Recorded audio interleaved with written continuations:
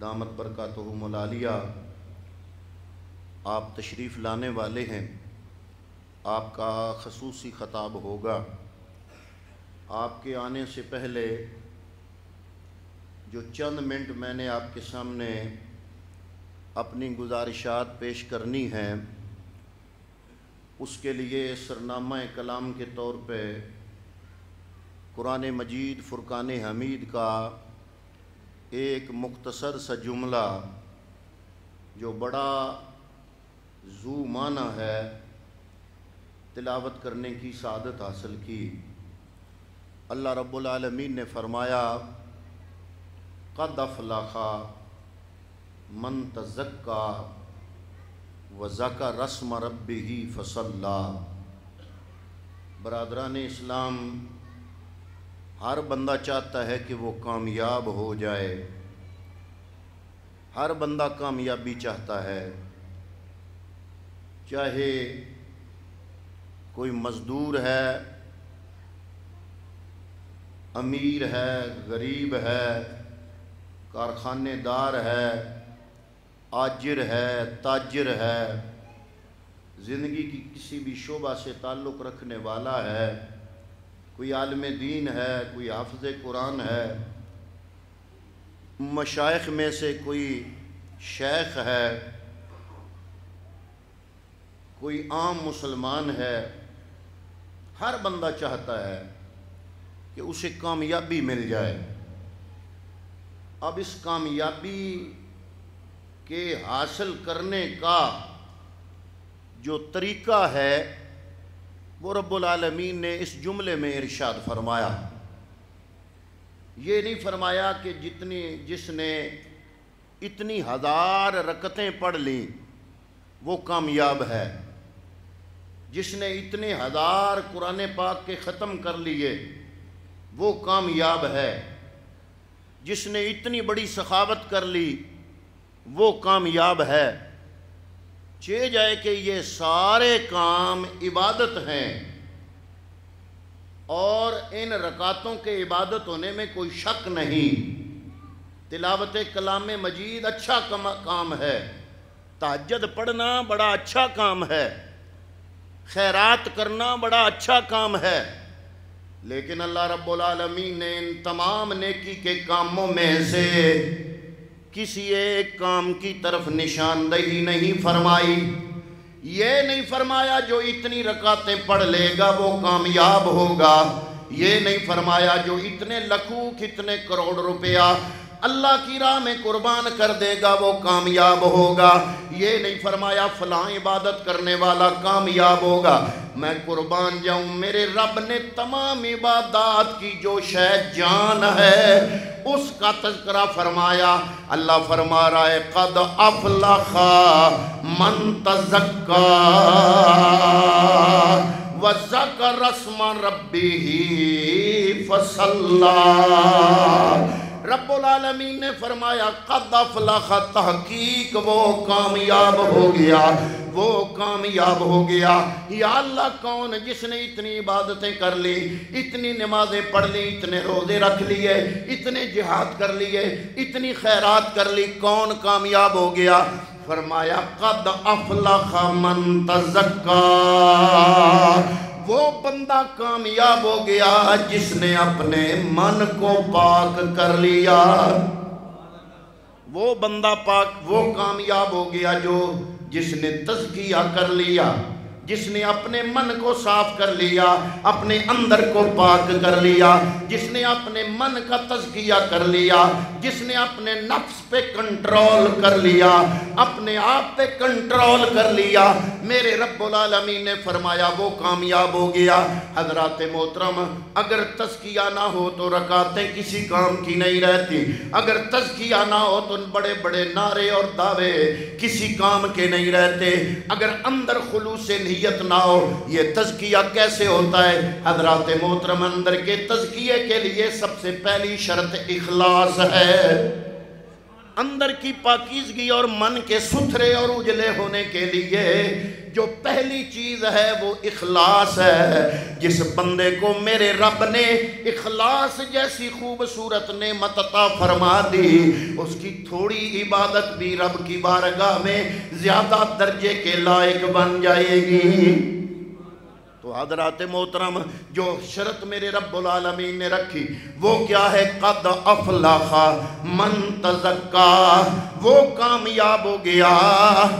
اگر میں زیادہ نمازیں بھی پڑھ لوں، زیادہ روزے رکھ لوں، لیکن میری نیت یہ ہو کہ میرے مقتدی کہیں کہ بڑے روزے رکھتے ہیں، بڑی نمازیں پڑھتے ہیں، میرے محلے والے کہہ دیں، میرے بھائی کہہ دیں، میرے برادری والے، میرے محلے والے، میری گلی والے لوگ، مجھ سے ملنے جلنے والے لوگ مجھے نیک سمجھنا شروع کر دیں۔ میں اگر نمازیں اس لیے پڑھوں، میں اگر کوئی بھی نیکی کا کام اس لیے کروں کہ لوگ مجھے اچھا کہیں، اللہ رب العالمین قیامت کے دن کہے گا کہ اے بندے تو نے نیکی میرے لیے نہیں کی، جن لوگوں کے لیے تو نے نیکی کی ہے جا اپنی نیکی کا اجر بھی ان لوگوں سے جا کے لے لے۔ حضرات محترم، سورہ الاسراء میں اللہ نے اسی مضمون کو ذرا کھول کے بیان فرمایا ہے۔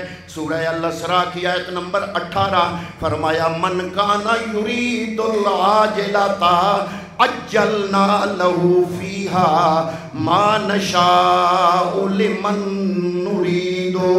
اللہ رب العالمین نے فرمایا من کانا یرید العاجلۃ، وہ بندہ جس نے کوئی بھی نیکی کا کام کیا اور نیت بنا لی کہ ابھی دنیا میں مجھے اس کا صلہ مل جائے، عزت کی صورت میں مل جائے، میری بلے بلے بن جائے، میری شہرت ہو جائے، مجھے لوگ نیک متقی پرہیزگار کہنے لگ جائیں، اس دنیا کے لیے اگر اس نے دنیا حاصل کرنے کے لیے یا چند ٹکوں کے لیے، پیسے کمانے کے لیے، اپنی جناب روزگار چمکانے کے لیے اگر اس نے نیکی کا کام کیا، اللہ کے قرآن واضح الفاظ میں ارشاد فرما رہا ہے، فرمایا من کانا یرید العاجلۃ، وہ بندہ جس نے اجل میں یعنی جلدی جلدی یعنی اس دنیا کی خیرات اپنی عبادات کے صلے میں مانگ لی، فرمایا اجلنا لہ فیہا ما نشاء، میں رب العالمین اسے دنیا عطا فرما دیتا ہوں،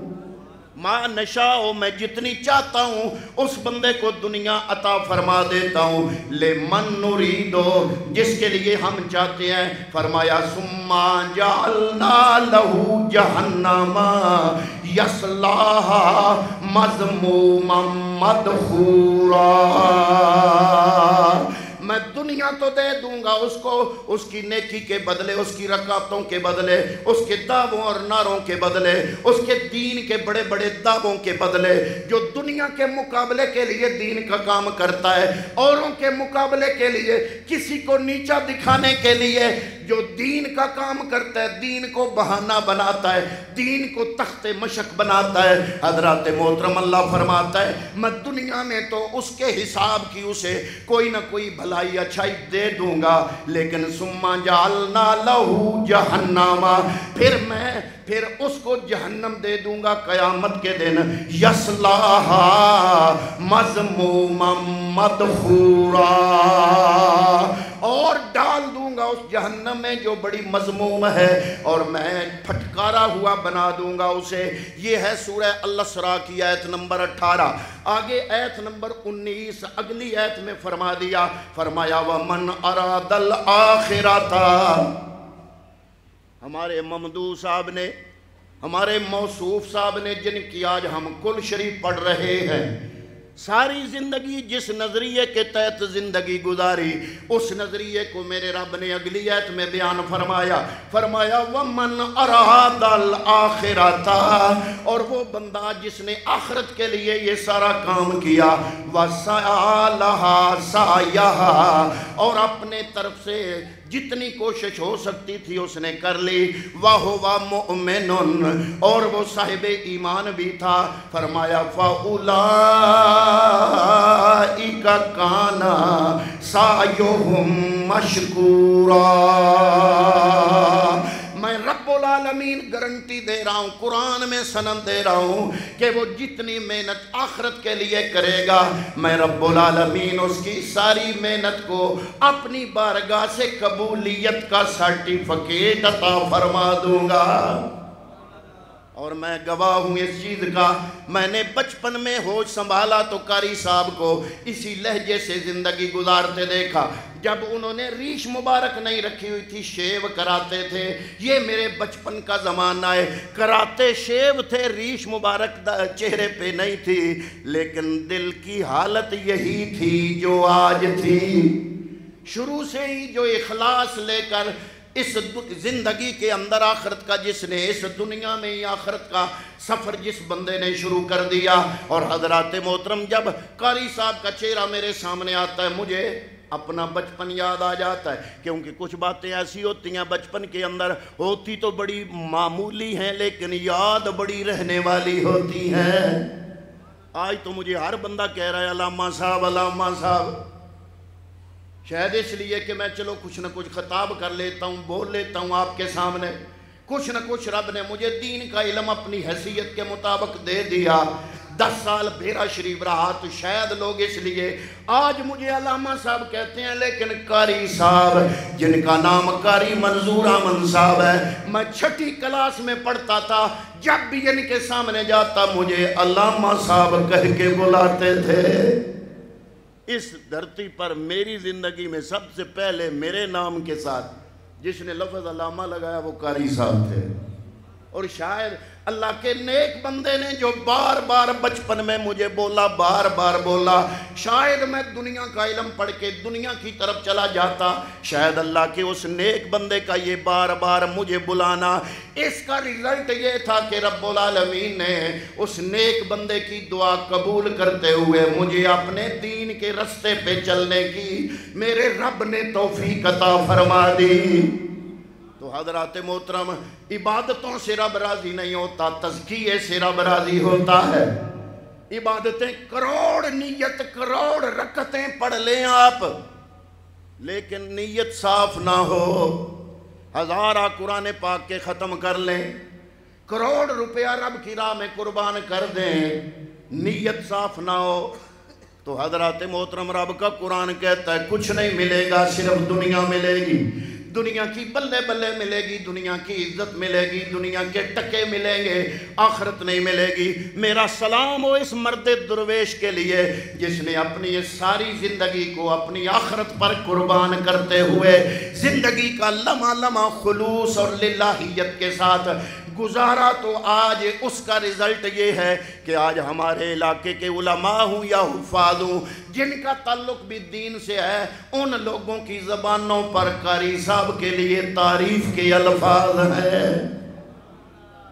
تو حضرات محترم، یہ قاری صاحب کی زندگی گزارنے کا انداز اور لہجہ ہے، جس لہجے کو اپنانے کے لیے قاری صاحب نے اپنی ساری زندگی کی تمام سعادتیں، تمام زندگی کی کا لمحہ لمحہ ساتھیں، ایک ایک ساتھ، ایک ایک لمحہ قاری صاحب نے اپنے خلوص کے ساتھ یہ زندگی گزار کے ثابت کر دیا۔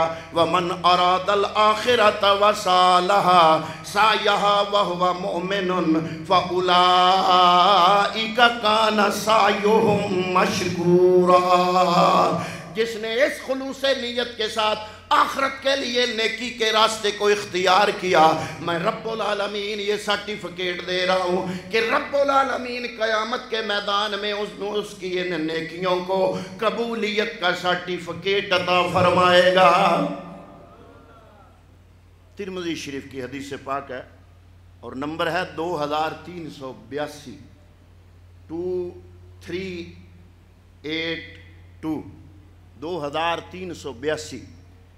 حضرت شفیہ اصبہی ایک تابعی ہوئے ہیں، وہ فرماتے ہیں کہ میں ایک دفعہ مدینے میں گیا تو بندے اکٹھے تھے اور درمیان میں ایک بزرگ بندہ بیٹھا ہے۔ یہ کہتے ہیں کہ میں بھی آہستہ آہستہ قریب ہو گیا، میں نے لوگوں سے پوچھا یہ مجمع کیسا ہے؟ مجھے بتایا گیا وہ جو درمیان میں ہستی تشریف فرما ہے ان کا نام حضرت ابو ہریرہ ہے۔ وہ نبی رحمت صلی اللہ تعالیٰ علیہ وآلہ وسلم کے ارشادات سنا رہے ہیں، اور جب حضرت ابو ہریرہ اپنے نبی کے فرمودات سنانا شروع کرتے تھے تو مسلمانوں کا مجمع لگ جاتا تھا جو اپنے آقا نامدار کی حدیث حضرت ابو ہریرہ سے سنتے تھے۔ آپ فرماتے ہیں کہ وہ حدیث سناتے رہے، جب حدیث مکمل ہو گئی لوگ ادھر ادھر چلے گئے، حضرت ابو ہریرہ اکیلے رہ گئے۔ جب حضرت ابو ہریرہ اکیلے رہ گئے، یہ فرماتے ہیں حضرت شفیہ اصبعی، میں آہستہ آہستہ چلتے چلتے جناب کے قریب آیا، میں نے عرض کیا حضور آپ نے حدیث کا درس دیا، لوگوں نے بڑے شوق سے سنا، اب لوگ سارے چلے گئے، ایک آپ رہ گئے، ایک میں رہ گیا، میں مطالبہ کرتا ہوں مجھے ایسی حدیث پاک سنائے جو میرے نبی کا ارشاد ہو۔ ایک تو ہوتا ہے کہ صحابی حضور کا فعل اپنی زبان سے بیان کرتا ہے، وہ الفاظ صحابی کے ہوتے ہیں، حالت مصطفیٰ کی ہوتی ہے، کیفیت مصطفیٰ کی ہوتی ہے۔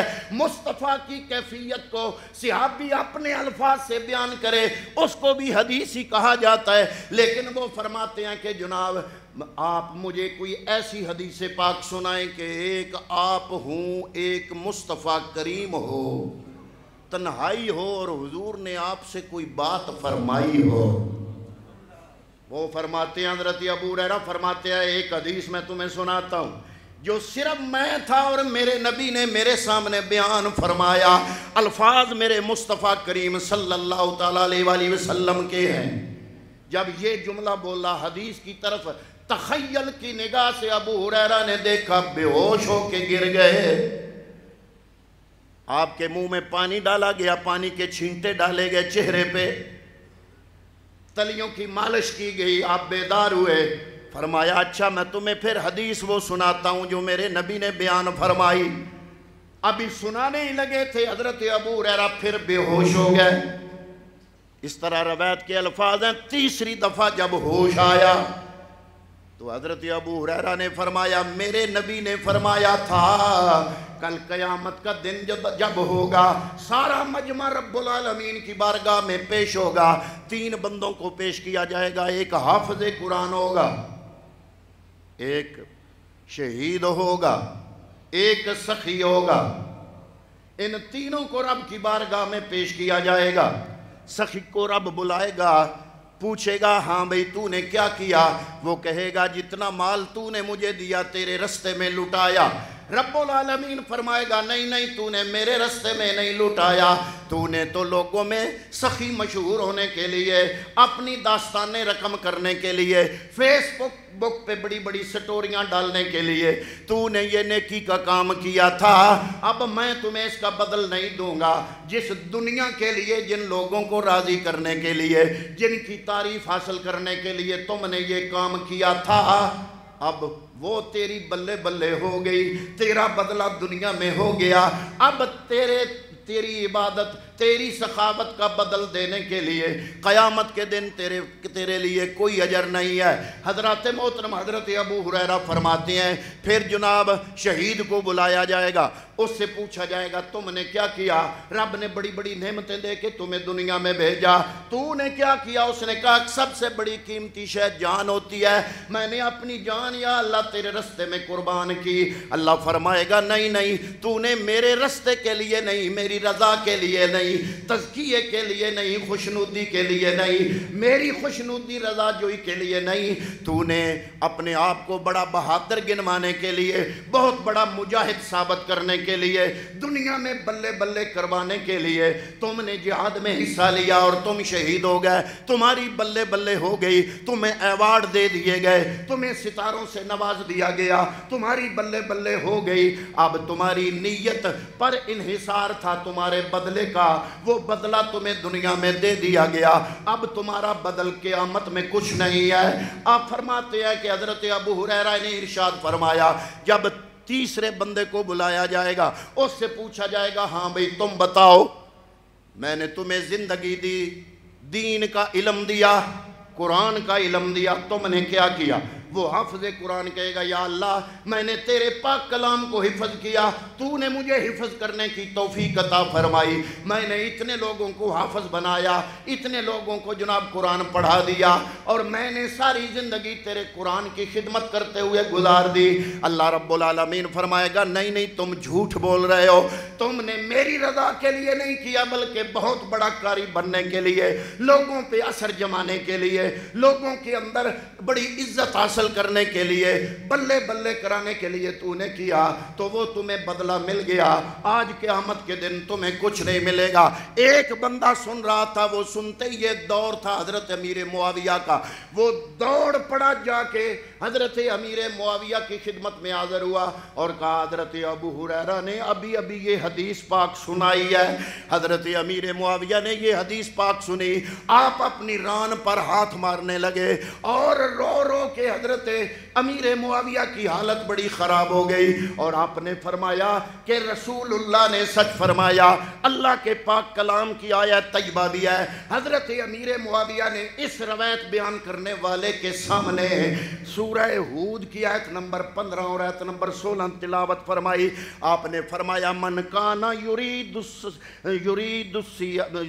الحیات الدنیا، وہ بندہ جو دنیا کی زندگی چاہتا ہے، وزینتا، دنیا کی زینت چاہتا ہے، نوفی الیہم اعمالہم فیہا وہم فیہا لا یبخسون، جو کچھ وہ دنیا میں چاہتا ہے رب العالمین اسے دنیا کی وہ چیزیں عطا فرما دیتا ہے اور کوئی کمی نہیں کرتا۔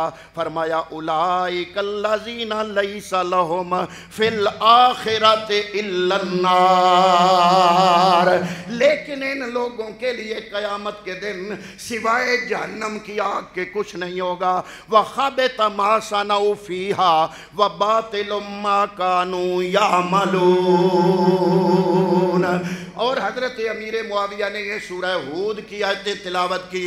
راوی کہتے ہیں کہ ہم سمجھنے لگ گئے کہ حضرت امیر معاویہ کا دماغ چل گیا ہے، اس قدر آپ پہ اثر ہوا، لیکن تھوڑی دیر تک آپ جب ٹھیک حالت میں آئے تو آپ نے پھر یہ قرآن کی آیتیں تلاوت کرنی شروع فرما دی۔ تو حضرات محترم رزلٹ کیا نکلا؟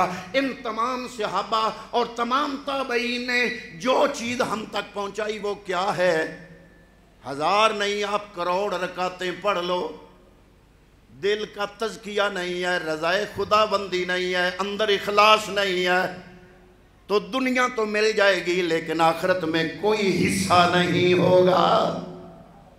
حضرات محترم پھر کیسے آخرت میں حصہ بنتا ہے؟ بندہ ایسے زندگی گزارے جیسے قاری منظور صاحب نے گزار کے دکھا دی۔ کوئی دنیاوی غرض سامنے نہیں ہوتی تھی، صرف رب کی ذات سامنے ہوتی تھی، اخلاص دل میں ہوتا تھا۔ حضرات محترم یہی آیا مبارکہ میں نے آپ کے سامنے تلاوت کرنے کی سعادت حاصل کی۔ فرمایا قد افلح من تزکا، تحقیق وہ کامیاب ہو گیا، وہ کامیاب ہو گیا۔ یہ نہیں فرمایا وہ بندہ کامیاب ہو گیا جس نے 1000 رکعتیں پڑھی، جس نے اتنے روزے رکھے، جو شہید ہوا، جس نے جہاد کیا، جس نے اتنی خیرات کی۔ فرمایا وہ کامیاب ہو گیا جس نے تزکیہ کر لیا۔ اللہ تعالیٰ نے قرآن مجید میں اسی مضمون کو اور جگہ بیان فرمایا۔ فرمایا والشمس وضحاها والقمر اذا تلاها والنهار اذا جلاها والليل اذا يغشاها والسماء وما بناها والارض وما طحاها ونفس وما سواها فالهمها فجورها وتقواها قد افلح من زكاها۔ میرے رب العالمین نے یہاں پر قسمیں اٹھائیں، 11 قسمیں۔ میں آپ کے سامنے کہوں قسم ہے، قسم ہے، قسم ہے، قسم ہے، قسم ہے، قسم ہے، آگے بات کوئی نہیں ہو رہی۔ 6 مرتبہ میں نے قسم ہے، قسم ہے کہا۔ ہر بندہ میری طرف متوجہ ہو گیا کہ اس کا دماغ تو معطل نہیں ہو گیا۔ حضرات محترم بندے کا دماغ تو معطل ہو سکتا ہے جب رب کائنات علی کل شیء قدیر، رب جو کسی بھی کا بھی محتاج نہیں ہے، جب 11 قسمیں اٹھائے اور جواب قسم نہ آئے، 11 قسموں کے بعد جواب قسم آئے تو پتہ چلتا ہے کہ مضمون بڑا اہم ہے. اللہ فرما رہا ہے والشمس وضحاہا، سورج کی قسم، اس کی روشنی کی قسم، والقمر اذا تلاہا، چاند کی قسم جو سورج کے پیچھے پیچھے چلا آتا ہے اس کی قسم، والسماء وما بناہا، آسمان کی قسم، اس کی بناوٹ کی قسم، والارض وما طحاہا، زمین کی قسم، اس کے فرش ہونے کی قسم. اس سے پہلے فرمایا والنہار اذا جلاہا، رات کی قسم، اس کی دن کی قسم، اس کی روشنی کی قسم، واللیل اذا یغشاہا، رات کی قسم، اس کی تاریکی چھا جانے کی قسم، ونفس وما سواہا فالہمہا فجورہا وتقواہا، وہ نفس جو گناہوں میں غلطاں تھا، اچانک دل میں خیال آیا توبہ کی، نیک رستے پہ آ گیا، میں رب کو اس کے پلٹا کھانے کی قسم. 11 قسمیں اٹھانے کے بعد یا اللہ فرمانا کیا چاہتا ہے؟ فرمایا صرف 2 لفظ قد افلح من زکاہا، وہ بندہ کامیاب ہو گیا جس نے دل میں اخلاص پیدا فرما لیا، اندر کا تزکیہ کر لیا، اندر اخلاص پیدا کر لیا، اندر رب کی رضا کو اپنا مقصد بنا لیا، وہ بندہ کامیاب و کامران ہو گیا. اسی لیے کسی نے کہا دل بدستاور کے حج اکبر است، 1000 کعبہ یک دل بہتر است، کعبہ تعمیر خلیل اطہر است، و دل گزرگاہ جلیل اکبر است. دل کو ہاتھوں میں لے لو، یہ حج اکبر ہے. میں نے کہا جناب حج تو کعبے گیا ہوتا ہے. میں نے کہا 1000 کعبہ یک دل بہتر است، 1000 کعبوں سے ایک بندہ مومن کا دل اچھا، جس دل میں تزکیہ ہو. یہ تزکیہ بندہ مومن کی منزل ہے. عبادات کا مقصد بھی یہی ہے کہ دل میں تزکیہ ہو. اولیاء کاملین جو وظائف ہمیں بتاتے ہیں، ان وظائف کا مقصد اور مشن بھی یہی ہے کہ وظائف پڑھ پڑھ کے دل صاف ہو جائے، دل پاک ہو جائے. کیوں؟ اس لیے کہ دل رب سچے دا حجرا تے وچ پا فقیرہ جھاتی ہو، دل دریا سمندروں ڈونگے کون دلاں دیاں جانے ہو، وچے بیڑے وچے چھیڑے وچے ونج مہانے ہو، 14 طبق دلے دے اندر تمبو وانگن تانے ہو. حضرت سخی سلطان باؤ فرماتے ہیں جو دل دا محرم ہووے باہو سویو رب پچھا